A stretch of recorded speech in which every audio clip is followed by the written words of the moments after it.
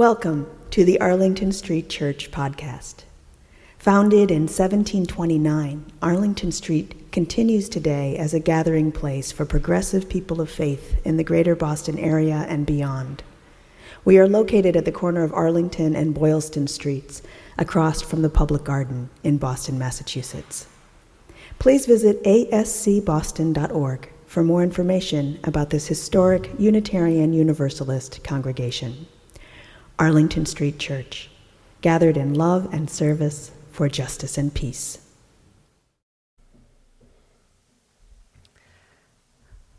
Last Sunday, I experienced my first Arlington Street Church wedding. After months of planning and years of love, our very own Liz Texiera and Don Bellamo got married right here in this sanctuary in the company of their family and friends and their Arlington Street Church family as well. It was amazing. From the moment their dog Puffin came down the aisle in her wedding gown, I had a smile on my face and tears in my eyes. Liz and Don looked pretty great too. It was such an honor to be here. I was so happy to be here. And I know I wasn't the only one. While making my way through the reception in the parish hall, trying to figure out which cupcake I wanted to choose or which table of friends I was going to join, I heard folks saying the same phrase over and over again. Can we do this again next week? I wish. Although we can't have a wedding every Sunday, we can celebrate joy. We can celebrate love. We can celebrate delight. A few weeks ago, the popular radio show and podcast, This American Life, decided that in the midst of the impeachment hearings and the coronavirus and the Iowa caucuses, all the mad stuff that was going on in our country and abroad, the most radical and countercultural thing that they could do was to have an entire hour-long episode focused on delight. Ira Glass, who has hosted the show since it began in 1995, passed the mic to his co-worker, British journalist Bim Adewumne, to lead the conversation on the importance of delight. And Bim, in turn, introduced listeners to the poet Ross Gay. For 1 year, Ross Gay wrote by hand a short reflection of something that he experienced that was truly delightful. Not unlike the practice of keeping a gratitude journal, he had a delight journal. And through this practice, Ross noticed that while it is easy to find delight when you're looking for it, it's even easier to avoid, ignore, and forget the small moments of delight in our lives if we don't write them down or commit them to our memory. Delight needs us to seek it out, to pay attention, and to remember its impact. In his conversation with Bim, Ross says delight and curiosity are really tied up. You have to be okay with not knowing things. You have to be actually invested and happy about not knowing things. Ross published his delight journal last year and called it the Book of Delight. Here's one of my favorite reflections from Ross's book. What you don't know until you carry a tomato seedling through the airport and onto a plane is that carrying a tomato seedling through the airport and onto a plane will make people smile at you, almost like you're carrying a baby, a very quiet baby. I did not know this until today, carrying my little tomato about 3 or 4 inches high in its 4-inch plastic starter pot, which my friend Michael gave to me, smirking about how I was going to get it home. Something about this felt a little naughty, not comparing the tomato to a baby, but carrying a tomato onto a plane. And so I slid the thing into my bag and was trying to go through security, which, was a little bit strange, a little bit odd. And when the security guy saw it was a tomato in my bag, he smiled and said, "I don't know how to check that. Have a good day." I realized one of its stems, which I almost wrote as arms, was broken from the jostling, and it only had 4 of them. So I decided I'd better just carry it out in the open. And the shower of love began. Before boarding the final leg of my flight, one of the workers said, "Nice tomato," which I don't think was a come-on. And the flight attendant asked about the tomato at least 5 times, not an exaggeration, every time calling it my tomato. Where's my tomato? How's my tomato? You didn't lose my tomato, did you? She even directed me to an open seat in the exit row. Why don't you guys go sit there and stretch out? I gathered my things and I set the little guy in the window seat so he could look out. When I got my water, I poured a little water into the little guy's soil. When we got bumpy, I put my hand on the little guy's container, careful not to snap another arm off. And when we landed and the pilot put the brakes on hard, my arm reflexively went out across the seat, holding the little guy in place, the way my dad's arm would when we were in the car and he hit the brakes hard. One of my favorite gestures in the Encyclopedia of Human Gestures. In order to feel delight, you have to be okay with not knowing things. Much of Ross's delight in traveling with the tomato was seeing the answer to the question, what is it like to bring a tomato on an airplane, unfold over and over again with each new interaction. Delight is the cousin of mystery and wonder. We have to accept that there are things we don't know and celebrate that unknowing to feel delight's full capacity for joy. Many of Ross's reflections on delight take place in airports and on airplanes. He finds delight in commuting, an experience rarely celebrated as delightful. But I can relate. For me, most of my moments of delight happen in elevators.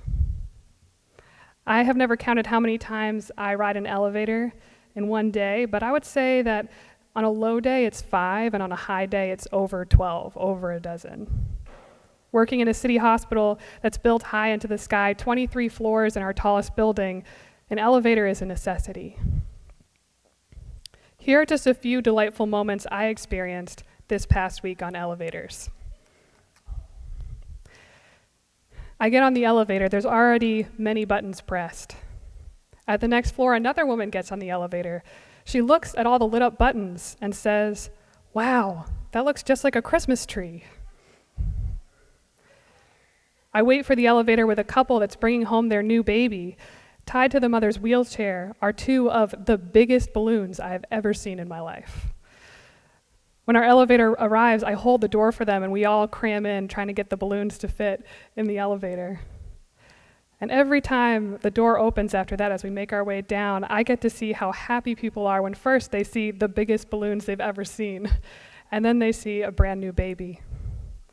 When I get to my floor, I wish them well, and I walk away smiling, wondering what their first night at home as a family is going to be like.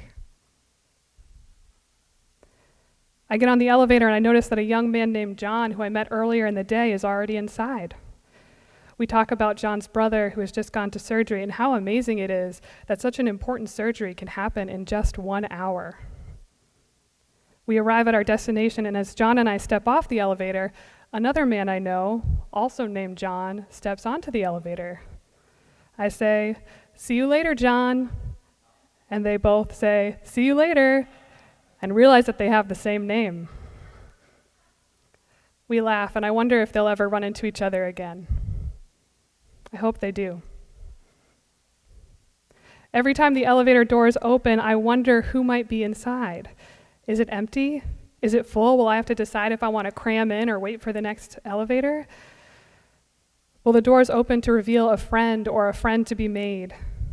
Will it smell like cigarette smoke or French fries or fresh cut flowers? Each ride is a mystery. Each ride has a potential for delight. Ross Gay has another theory about delight. It grows when it's shared. I think about his story about the tomato plant on the airplane, which he published in his book, so it's been read by anyone who bought his book, but also he shared this story on This American Life, which has an average of 2.2 million listeners each week. And I can't help but feel delighted when I think about 2.2 million people hearing that story and smiling and wanting to share it with someone else. Delight grows when it is shared. Recently, I was meeting with a group of minister colleagues, and I asked them to share something delightful from their week. It was easy and fun, and afterward I realized that I now knew about all these little moments in their days that otherwise I would have had no idea about. One friend shared her delight in finding an article in the Harvard Archives about students in 1903 who liked to escape from class by stepping through the window and going down the fire escape whenever their professor turned their back to the class to write on the blackboard. And there's actually a photograph from the outside of the building of all these students climbing down the fire escape. Another shared the story of eating an apple that was so thin it was almost translucent. And my third friend shared the delight of standing next to a beautiful, tall tree. Delight invites us to be curious about our lives and the lives of others. I have a theory about spiritual practice that won't be surprising to many of you if you heard my sermon a couple weeks ago.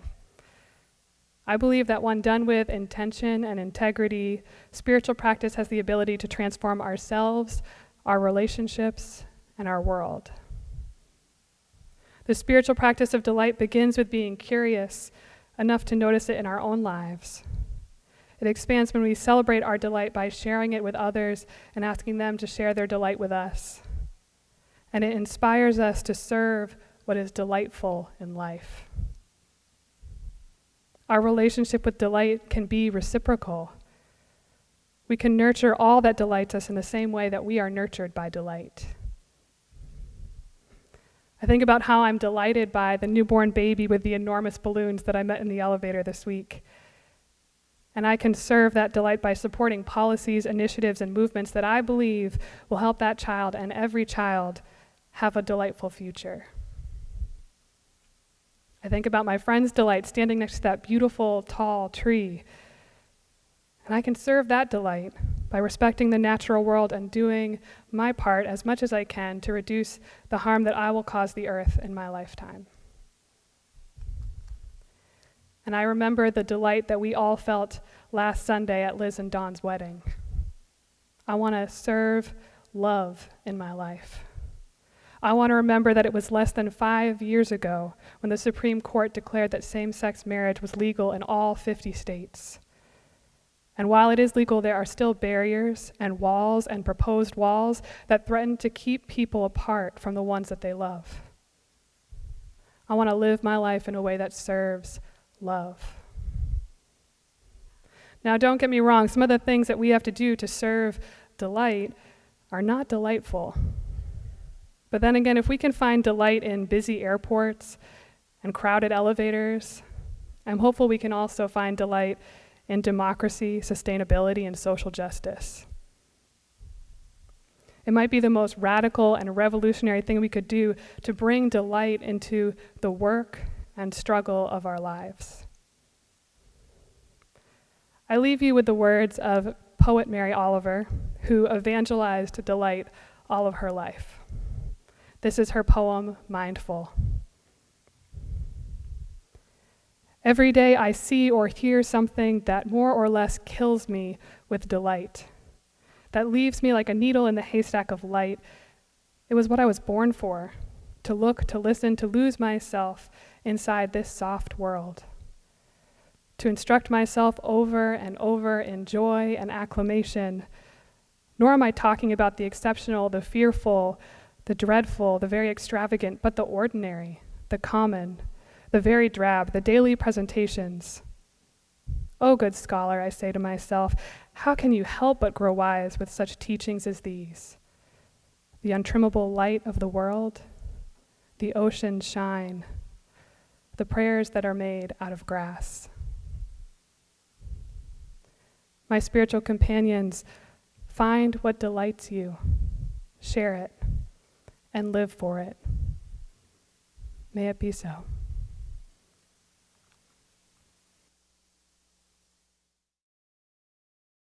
Please visit ascboston.org for more information about this historic Unitarian Universalist congregation. Arlington Street Church, gathered in love and service for justice and peace.